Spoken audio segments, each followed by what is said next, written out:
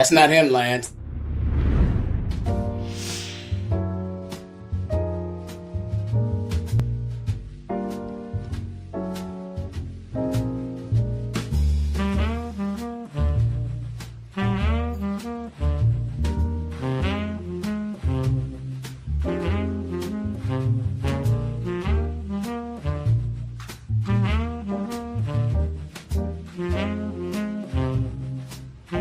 All right, we're live.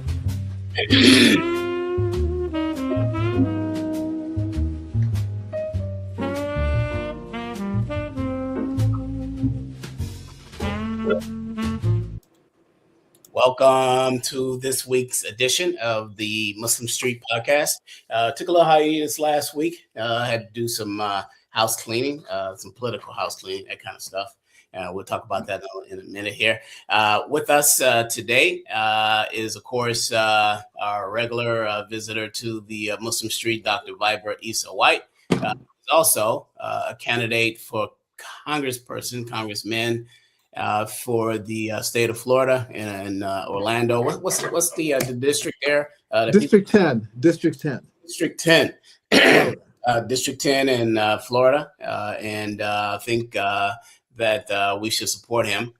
As you can see on the bottom of the screen, Dr. Issa for Congress.com. Go there, leave $10, leave $100, leave $1,000 to support his campaign and independent Black thought. We'll talk a little bit more about that later.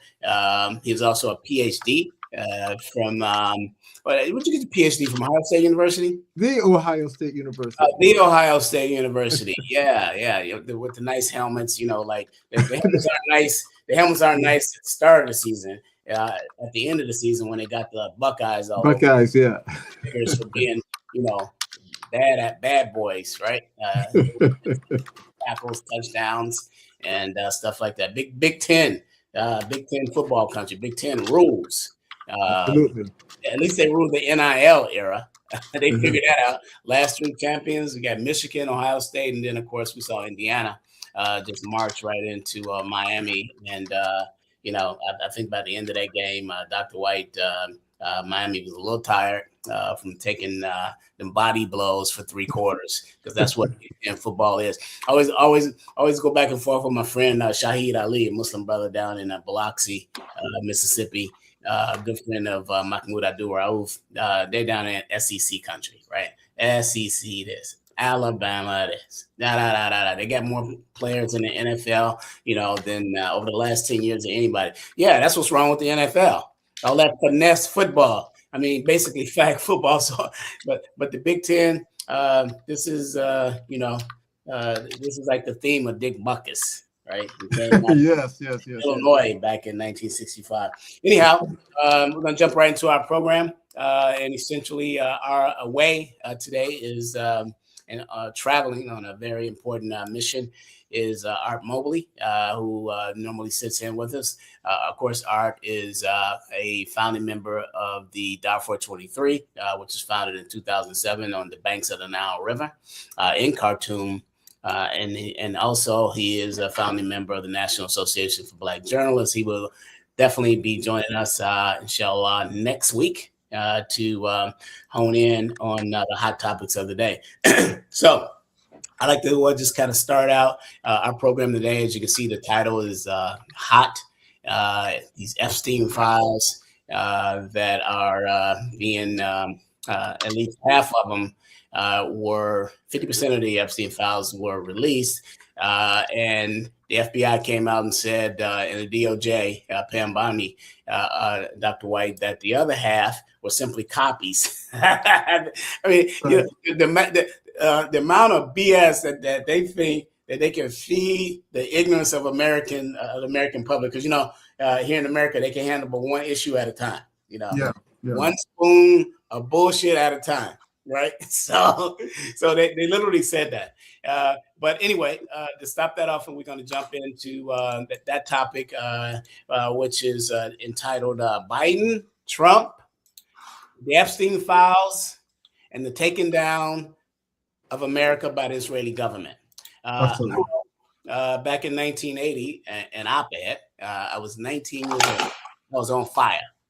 So I read an op-ed that appeared in the Star Tribune newspaper that covered the South suburban area of Chicago, over 1 million readers, that in the early 1960s, and I kind of set that up, that Nathan Perlmutter, who was head of the Anti-Defamation League of the B'nai B'rith, the ADL today, hated Malcolm X.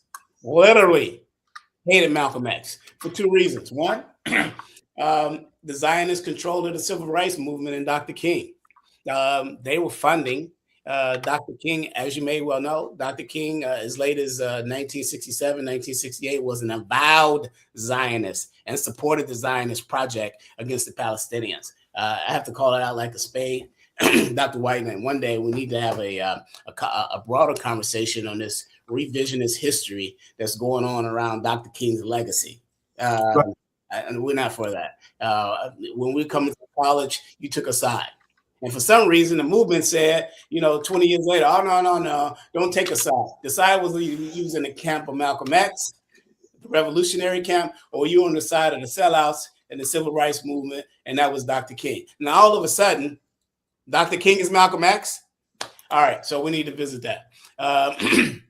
Also, right, that Malcolm began to ask the right questions as his political consciousness grew beyond cultural nationalism into Pan-African, Pan-Arab class struggle against neoliberalism at home and neo-colonialist forces in Africa and Asia as Africa came into their independence.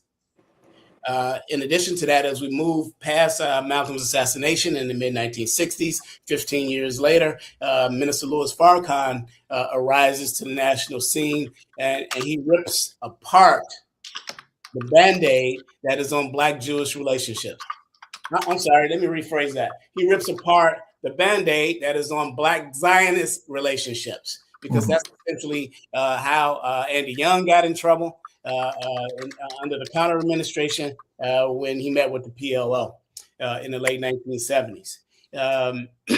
So the United States, of course, brings us to this point, really, and this began to evolve, be identified, and then evolves in the late 1960s as we move up into the 67 war. The United States figured out that they would begin to pour funding into the Zionist project because the strategic use of this illegal state, which is Israel, as a Western proxy for hegemony in that region, would pay off for them, and it has paid off for them dearly. So this kind of starts the conversation, Dr. Wright.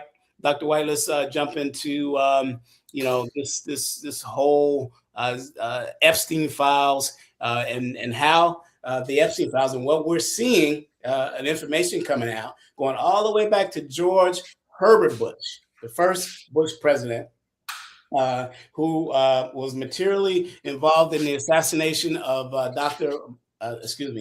President John F. Kennedy down in Dallas in 1963.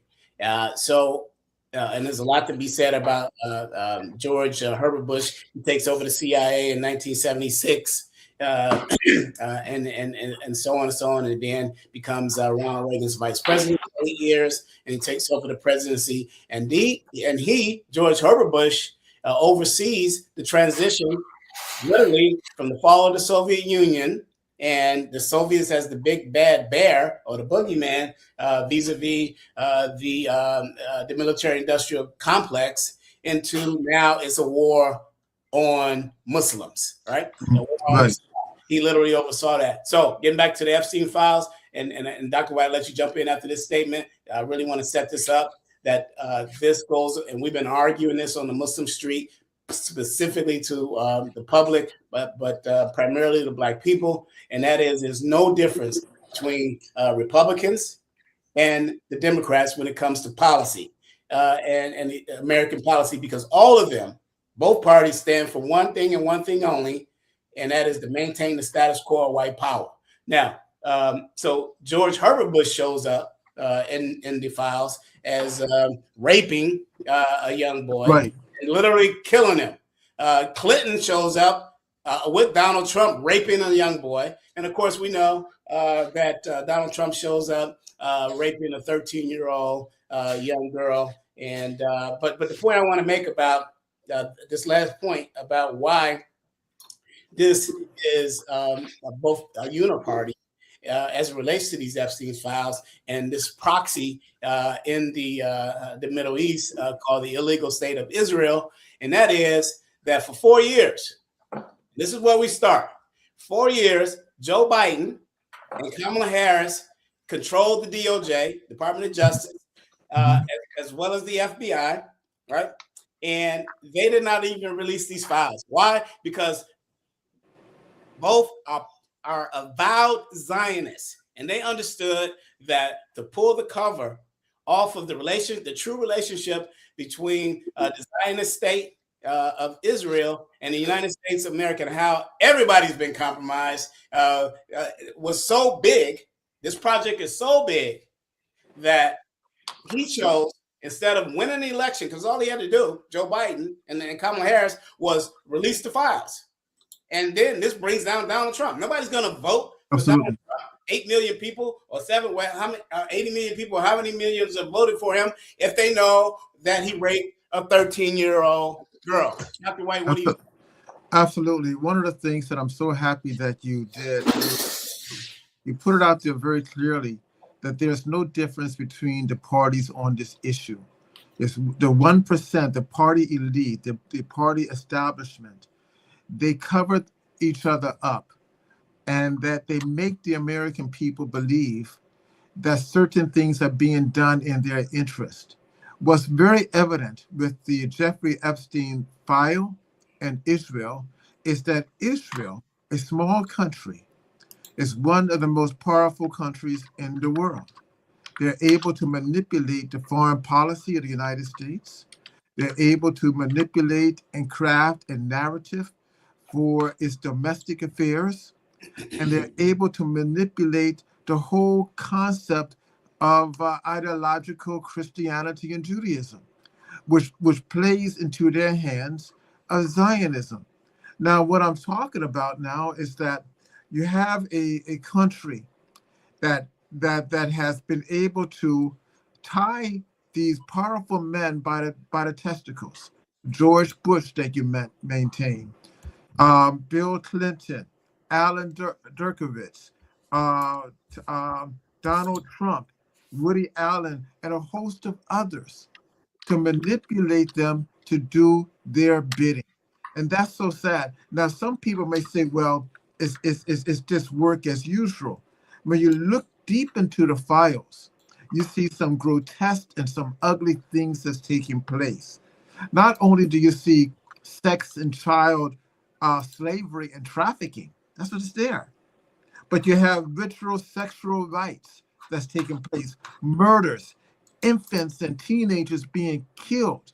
And it's not just taking place in on the island, in the Virgin Islands, but it's also taking place in the mansions that's in Florida, the mansions in New York, the mansions in New Jersey that's controlled by this man. All right, he had the goods on them. In fact, about it is so bad that even Elon Musk, one of the great people that people love to highlight and follow, he was even asking Jeffrey Epstein, can he get in on the fun? He was texting him, and Maxwell, his girlfriend, called and said back, the party is over. Next time, maybe. Then Epstein gets back to Musk and said, yes, we're going to have another pedophile party, pedophilia party. All right, that's what's taking place. This is a sad day.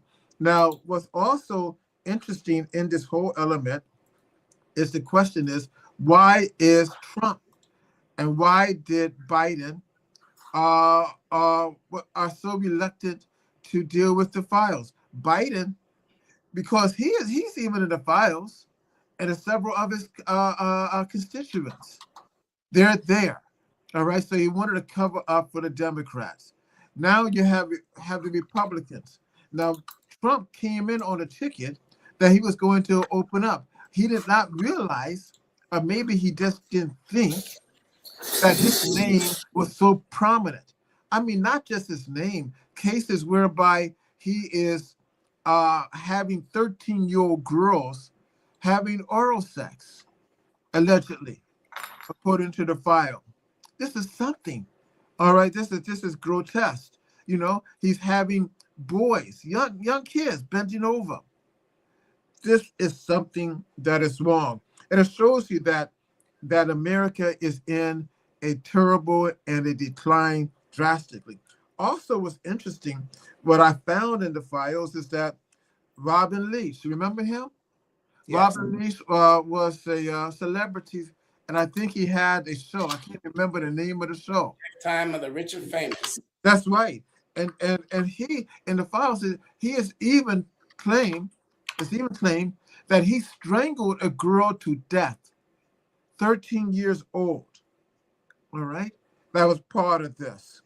It's terrible, And so therefore, I was at a meeting and a show, another show, and someone called in and said, "Well, Dr. White, stop talking about that. There's nothing there." And I said in response, that's what they want to think, that there's nothing there. These people are sick. And it doesn't make a difference if they're on the right or the left or in the middle. If they carry on this type of thing, it is also sick. It's very sick. And also what's interesting about this, going back to Israel, that that Israel really hired Mr. Epstein as an agent. He was part of their investigation group. All right, he did things on their behalf, even to the extent in Africa. It also just came out that Epstein was leading the surveillance of West Africa against West African states like Ivory Coast, like Ghana, like Nigeria, and he did it in a way whereby he got these countries thinking that he would invest into a child show, all right, and that it would be good for their young people. But he utilized these things as a way to look in and spy on the West African states and to manipulate the leadership in that manner. So this is a sad day. Yeah. Quick question, Dr. White. Donald Trump has lost 30% of his MAGA base over the support of the illegal state of Israel and the genocide in Palestine. So now he's down to 70%. How much does he lose over this Epstein files? It's going to be very interesting. Remember, Donald Trump is a lame duck president. So he really doesn't give a hoot about the voters any longer. And now it is very clear that he is a pawn and a puppet of the political elite, of the Israeli government, and of the dark state. And they will utilize him to do their bidding. Donald Trump is completely frightened of these people. I think when he was shot a few months ago or so, in the air was nothing more than a shot over the bow. That really says that we can get you anytime we want. So therefore, does it hurt him? No, it doesn't, because he's not going to run again. He has already made his money. He has made Trump. In fact, between him and Elon Musk in contracts, they have made over $500 billion, according to some estimates. You see, in contracts and so on. Yeah. So is he afraid? No. However, what's going to hurt are the political campaigners and the candidates in both the Republican and the Democratic Party, because both groups are losing young people in droves right now. And even many middle-class Americans are saying that both parties are the same.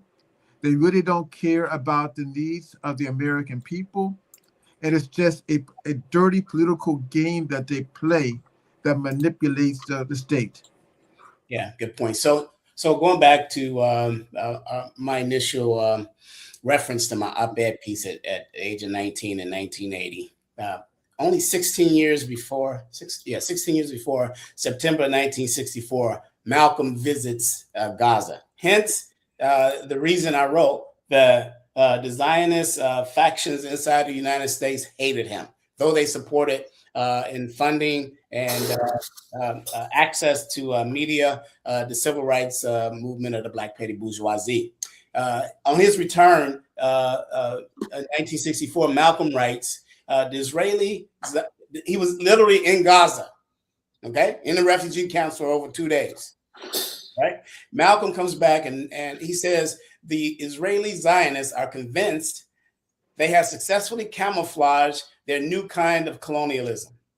Yeah. Their colonialism appears to be more benevolent, more philanthropic, a system with which they rule simply by getting their potential victims to accept their friendly offers of economic aid and other tempting gifts that they dangle in front of them in the newly independent African nations whose economies are experiencing great difficulties. Thus, the power and influence of Zionist Israel in many of the newly independent African nations, Malcolm writes, has fast become even more unshakable than that of the 18th century European colonialism, where we know at the Berlin Conference in 1884, Malcolm was referencing where the Europeans sat down and they carved up the world. And he goes on to say in conclusion, and this new kind of Zionist colonialism differs only in the form and method, but never in its motive and objective. Dr. White, Malcolm's words in 1964, 16 years before this young revolutionary appeared in a readership of 1 million people and sat down, and I wrote this op-ed that appeared in the Star Tribune that covers all of Chicago. Go ahead. Well, I mean, Malcolm, he was on it. And that is why they hated Malcolm. That is why they hated the Nation of Islam. Because while all the other Muslims and other groups were quiet in the United States on the Israeli problem, and that's what it is, the Israeli problem, it was Malcolm, it was Elijah Muhammad, it was Louis Farrakhan, it was that organization that highlighted the contradiction and warned not just Black America and the American community at large, but the entire world. And so the Jews, along with the JDL, remember the Jewish Defense League, and people forget that that group is one of the most violent groups that you can have. It was formed in 1968 by a man by the name of Amir Kahana, who stated that he would utilize violence if it means guns, if it means bombings, if it means torture, he would do so to protect the American state. And as a footnote to this, you should know that they have an army of over 100,000 right now in the United States. And they move quietly, they're infiltrated in every group you can imagine.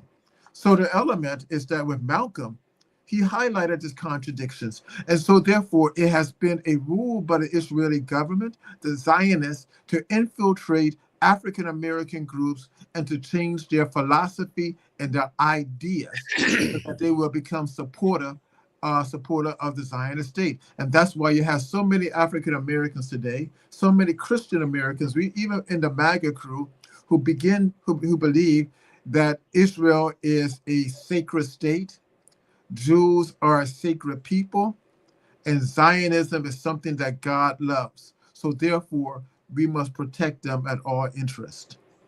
Yeah, so Maya Kahana, Lance, if you could put a picture up of Maya Kahana, I'll spell that for you, Meirkhane. Maya Kahana has an interest in, you brought up the Jewish Defense League. During the Reverend Jesse Jackson's first attempt at the presidency of the United States in 1984,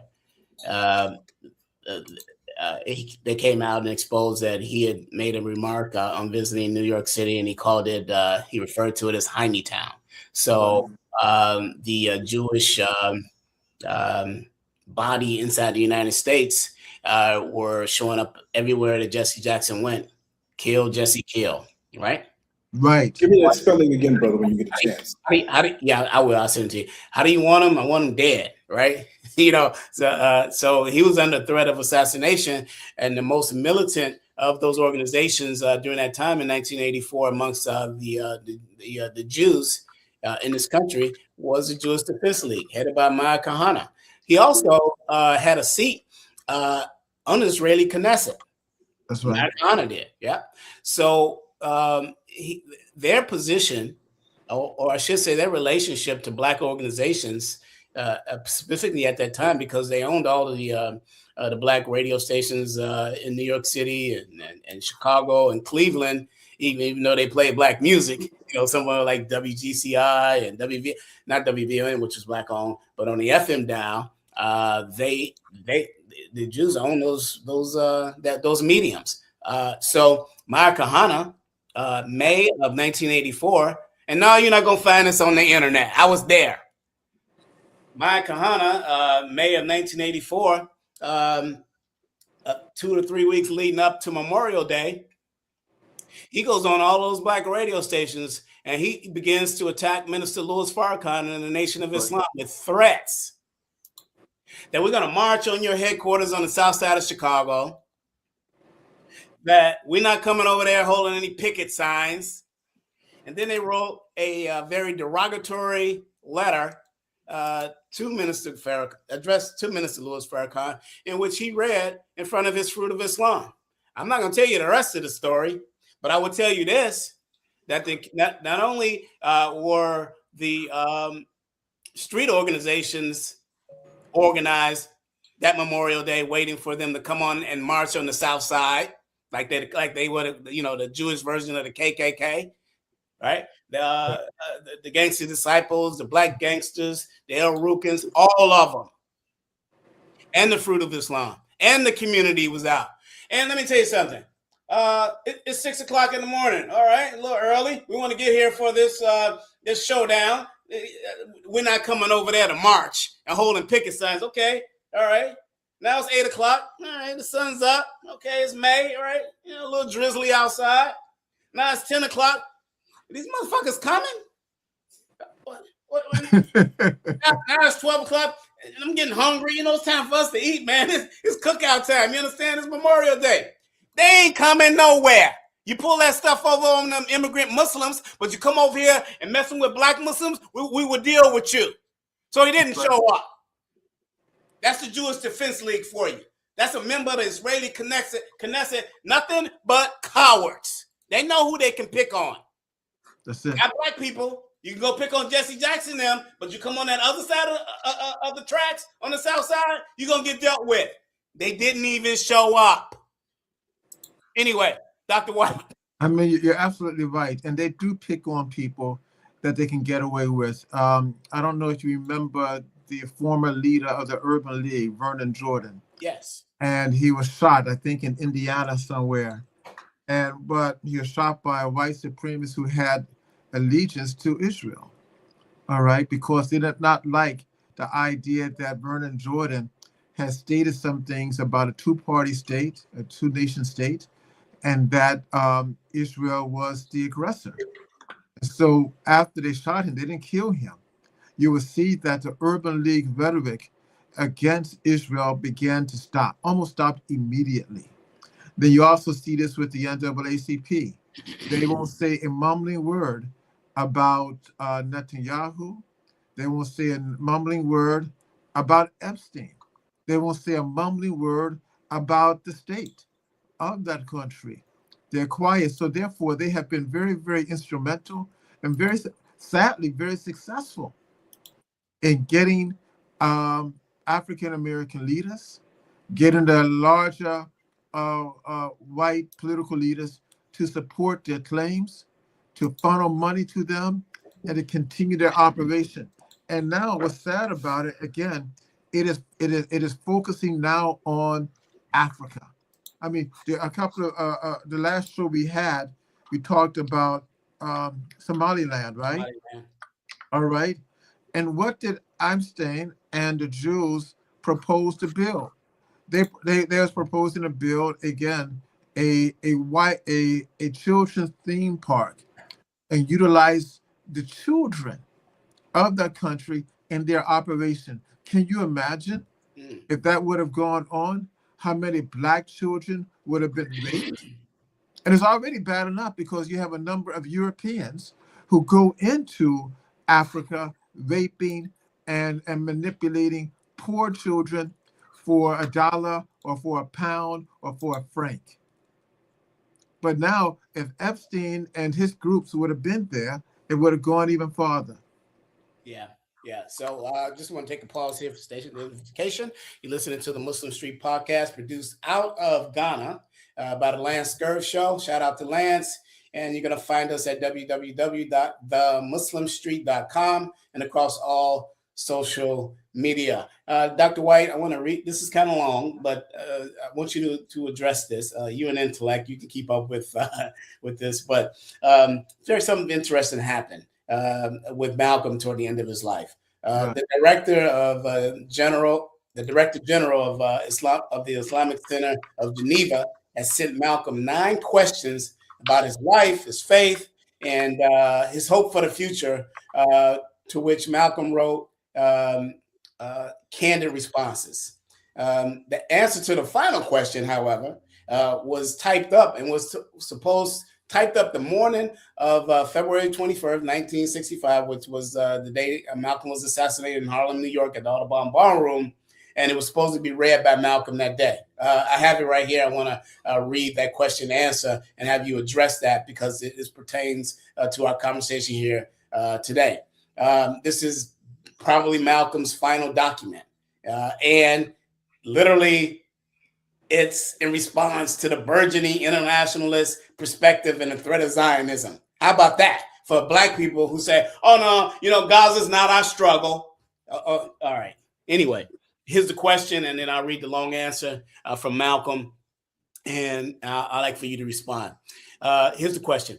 Africa, and the question, of course, is coming from the Director General of the Islamic Center of Geneva to Malcolm X. The question, Africa seems to have captured most of your attention, Malcolm, and eager concern. He asked the question, why? And he goes on to say in his question, and now that you have visited almost every part of it, where do you think Islam actually stands? And what, in your opinion, could be done to save it from both the brainlessness of many, or rather most of those who are considered to be the champions of its cause, and from the malicious, resourceful alliance of Zionism, atheism, and religious fanaticism against Islam? Now, that's the question. I'm going to read Malcolm's answer, and then I'd like to respond, Dr. Wright. Malcolm responds, I regard Africa as my fatherland. I am primarily interested in seeing it become completely free of outside political and economic influence that has dominated and exploited it. Africa, because of its strategic position, faces a real crisis. The colonial vultures have no intention of giving Africa up without a fight. Their chief weapon is still divide and conquer. In East Africa, there's a strong anti-Asian feeling, and oh, by the way, anti-Asian would include the Indians in this diaspora, which the British brought there during the late 19th century and the early 20th century as cheap labor to build railroads. Okay, so Malcolm addresses in East Africa, there's a strong anti-Asian feeling. So the anti-Asian would not mean Chinese, Malaysian, Indonesian. It would mean India, Pakistani, Bangladeshi. There's a strong anti-Asian feeling being nourished amongst Africans. In West Africa, Malcolm says, there's a strong anti-Arab feeling. Where there are Arabs or Asians, there's a strong anti-Muslim feeling. These hostilities are not initiated by the above-mentioned people who are involved. They have nothing to benefit from fighting amongst themselves, and that's the point. Those who benefit most are the former colonial masters who have now supplanted the hated colonialism and imperialism with Zionism. The Zionists have outstripped all other interest groups in the present struggle for our motherland and our continent. They use such a benevolent and philanthropic approach that is quite difficult for their victims to see through their schemes. Zionism is even more dangerous than communism because it is made more acceptable and it is thus more destructively effective.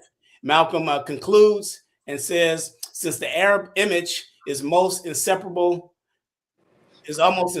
from the image of Islam, the Arab world has a multiple responsibility that it must live up to. Since Islam is the religion of brotherhood and unity, those who take the lead in expounding this religion are duty bound to set the highest example of brotherhood and unity.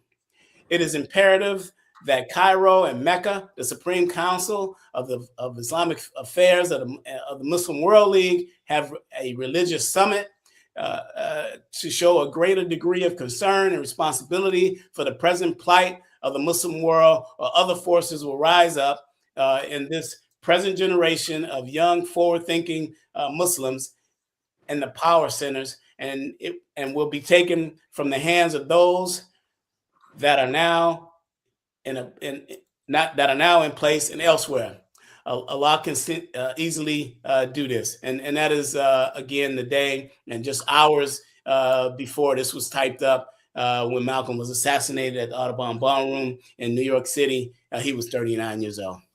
That's a very interesting piece you read, very powerful.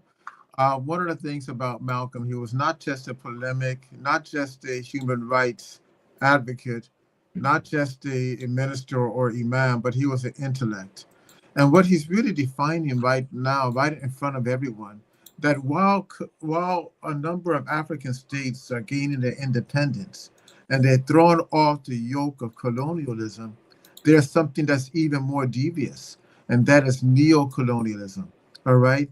That the states like Israel, states like the United States, Great Britain, France, will utilize their influence and come a different way to oppress the people, offering gifts like money, gifts like education, gifts like health care. And you would think that it's a wonderful thing, but they will utilize that to manipulate and to control your country for another 10, 20, 30, 40, or 50 years, in which he is absolutely right. We now just beginning to throw off the yoke of neo-colonialism. Also, what's interesting is that Malcolm, his brand of Islam, now note carefully, his brand of Islam focused on liberation theology, not just the element that you're praying and you're praying to go to a different place, Jeddah, but to change the conditions on earth now. And that the Arabs must understand this, because there is a backlash against them. So therefore, they must utilize their Islam in a revolutionary manner, in a liberational manner for the Africans, so that they can become a stronger element. Now he maintains that communism would be will not be as difficult as Islam, because there is a general jest. I mean, for so many years, coming out of the First World War, the United States, along with Great Britain and her allies, had pushed an argument against communism to such an extent that Global South at that time believed that if they would accept an element of communism, they would be going against the spirituality of a belief in a God and the ancestors. They believed that communism was oppressive and not really giving to the needs of women and minorities or young people and so forth. They believed that communism was that Russian bear that wanted to fight and wanted to take over. So therefore, for most parts, they rejected communism. Even when W.E.B. Du Bois, remember, he was a communist, and then he went to Ghana. He died in Ghana. Am I right? Yes. And and and he even transformed to something called Nkrumahism, right? Where element of communism was kind of put to the side in the term to accept something called um, communalism. So they knew that communism would not uh, be so palatable to members of the global South. However, so therefore, the Muslims should utilize this to come in, but at the same time, the Arabs did not push it like they should have, and the Zionists again and Americans looked upon looked upon as Islam as being an extreme radical religion that should not be acceptable unless it is acceptable in their own manner. What I mean by that, if you take a country like Senegal, and they have great leaders there, and you have other countries as in Ghana and other countries as in Nigeria and Burkina Faso and so forth, traditionally the Muslim leaders have been passive, all right? And they have and the French especially was able to work out deals with the Muslim leaders that gave them uh, tracts of land, money, and prestige to keep the people in control. Malcolm, on the other hand, is saying that that perspective must change because Islam is a religion of liberation. And it's very interesting that you brought it up that he had this letter that he is going to read, and he was assassinated on that day. I tell you something, I may be a historian, but that's the first time I ever heard that. Yeah. That's What I'll do is powerful. And instead, I'll send the link to you, Lance, and you can post it. This Malcolm X final written words was about Zionism. Also, Lance, I sent you Dr. King's final words in the year that he was assassinated in 1968. If you look there, if you can post those words, and I'll read them, but please post them. I will post the link on Malcolm's very good article by a brother by the name of Ali Hamoud, which classifies this and puts it in the chronological historical space that it needs to be in. But here's King at the same time, same point of his exit from the earth as Malcolm. His King in 1968, right before his assassination, his support of Israel. King writes, I affirm my support of Israel. Peace for Israel means security, and we must stand with all our might to protect its right to exist. Further, he goes on and discusses his opposition to anti-Zionism, i.e. Malcolm X. King was known to challenge those who denounced Israel, linking the survival of the state of Israel to broader ideals of democracy. I'll throw up later. Anyway, Dr. White, Dr. King on Zionism in the face of what we just heard from Malcolm X. I mean, I think King changed his perspective. I mean, in the 1950s, and the Jews, remember, surrounded Martin Luther King. Some even suggested that they helped him with his dissertation at Crozer Theological Seminary in Pennsylvania, and that they were grooming him to speak a certain level. But when Martin Luther King began to grow and develop, remember Martin Luther King met with the Honorable Elijah Muhammad. Yeah. Can I stop? Can I say something? I just want to. Yes. I think this will help your response on it. I hate to interrupt you because I usually don't do that. However, I want to set the record straight. This is just a few months before his assassination in 1968. What I just wrote was his full support of the illegal Zionist project of Israel and calling it a beacon of broader ideals of democracy. This is garbage. And then last thing I'll say, and I really want you to address this, and we literally should do a whole show on what I'm getting ready to say because you brought it up. In 1967, Dr. King, while he's in Chicago pushing his one of his government-funded programs, he meets with the Honorable Elijah Muhammad at his house, right? And they have a long meeting. The meetings is documented, but what is not documented, and no one wants to talk about Dr. White, is what happened the next day. He was forced. He was forced by his Zionist funders to go before the national press and apologize for even sitting down with Nobody even talks about that.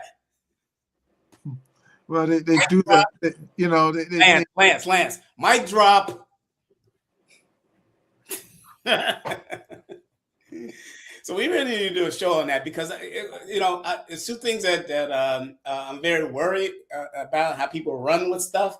Is the meeting at the March on Washington in 1963, August of 1963, when the photo op was taken between Malcolm and Dr. King. That's totally blown out of proportion, right? Like they were friends or something. No. Like they were. Oh, we're gonna collaborate on something. No. That's not what happened. Right. And we'll go over what happened, but I'll save it for another show. But then the other thing is when he sat down with the Honorable Elijah Muhammad, he's supposed to come out, out of that meeting like he's a Black Panther or something. No, he was a sellout before he went in, and he was a sellout when he went on his way out. Go ahead, Dr. White. I mean, you're absolutely right. But there were a number of Jews that were surrounding King, all right, influencing him. Some even suggesting, encouraging him to write. Encouraging him to say certain things. For example, one of the people who was always around him was Rabbi Jacob Rothschild, always around him. Then you had Senator Leroy Johnson. You had Ivan Allen, Jewish mayor of Atlanta. All these people played a part in not only King, but the civil rights movement in which they created the narrative as to how it would go. I believe King, without that heavy influence, would have become a stronger proponent, not only for the Arabs at large, but the Palestinians. All right, because we see that Malcolm was, and I would say that he did begin to read and understand Malcolm just before his death, because you begin to see some shifts on that. But again, it tells you of the heart of the influence of the Jewish Zionist regime that's within our organizations. And just like King had to apologize, almost every one of them. What is the brother's name that was on CNN? And he's on Al Jazeera now, the professor. Dr. Mark Lamont Hill. Yes. After he made a statement, the first thing he did within hours, apologize, lying, say he did not know the Jewish history and culture and that BS. It happens to our entertainers. The brother who played basketball. Kyrie Irving. Yes, the same thing. It happens to all of them. And they haven't realized yet that when they do this, the Jewish Zionists are basically doing the age-old thing of buck breaking. That is, they're raping you in public and making you align to their views, and they still throw you away. They still don't give a damn about you. So it's best that you stand up and hold your principles. So that's what happened to King. Okay. I'll buy that, and I'll respect your perspective on that. A couple things, as you mentioned, the co-opting of the Zionists of Black athletes after October 7th, 2023. We had LeBron James, arguably one of the top 5 basketball players ever, leading scorer in the history of the NBA. He comes out and supported Israel.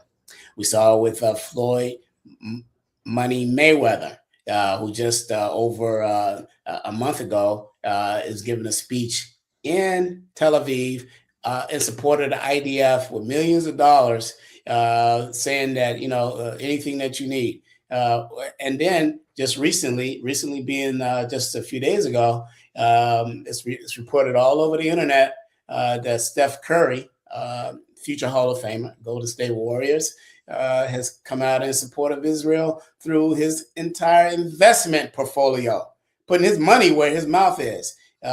Penny Jar Capital, Zafran Security, Upwind, other companies that he is supporting, links to intelligence units and the IDF. The scale of investment, it writes, reports suggest that these investments are in the tens of millions. This is Steph Curry.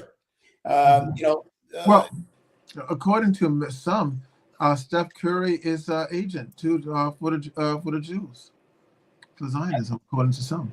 Asian how? Like what? Like what do you mean? This is the first time I heard that concept.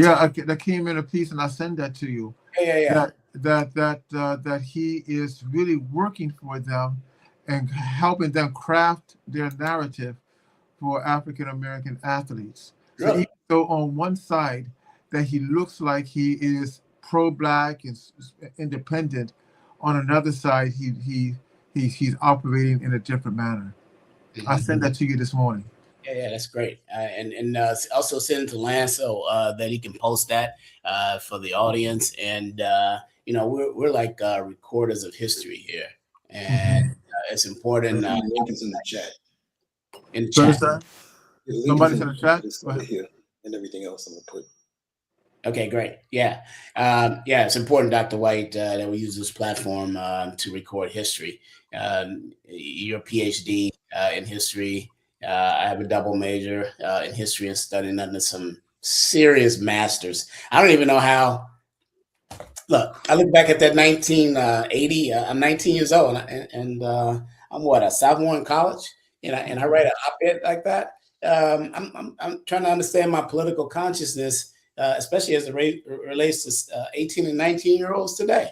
I mean, it's like it's not even close. They're not close to where we were, but. They don't eat like us, but I want to go back to something, Malay. Okay, sure. Going back to Jeffrey Epstein, I mean, people don't know that on November the 24th, 2025, a couple of months ago, that there were several people who filed suit against Donald Trump, Elon Musk, Bill Gates, and the federal government for over $300 billion in Palm Beach County, Florida, on the fact that Trump and his cohorts have created a Epstein-like organization that has been raping, that has been manipulating, that has actually killed young children. Now, it's very interesting. In that same time, that same area, about 10 years ago or longer, remember Epstein was arrested for being a predator, but he would only spend at night in jail. They covered it up. But evidence is coming out that this case alleges human trafficking. It alleges murder. It alleges raping, all these types of things. And it's very interesting that the public media has said virtually nothing about it. Only one internationally has said something, and that's WION. That's out of India. But CNN hasn't said anything about it. Fox haven't said anything about it. MSNBC, none of them have said anything about this blockbuster suit that has the chance, the opportunity to do more damage to the Trump administration and to the top 1 percentile of these pedophiles in the United States than anything else. We have never seen anything like it. I don't know if you can bring it up, brother Lance, but it was just filed. $300 billion. You see, and that's the thing they don't want to tell people. Yeah. So last 5 minutes, let's shift as we close this out. One of the things that we wanted to accomplish today was to expose to ordinary people the size of this cabal, and also its transparency amongst themselves. And that is, there's no difference between the Republican Party, the Democratic Party, and the Zionist Project.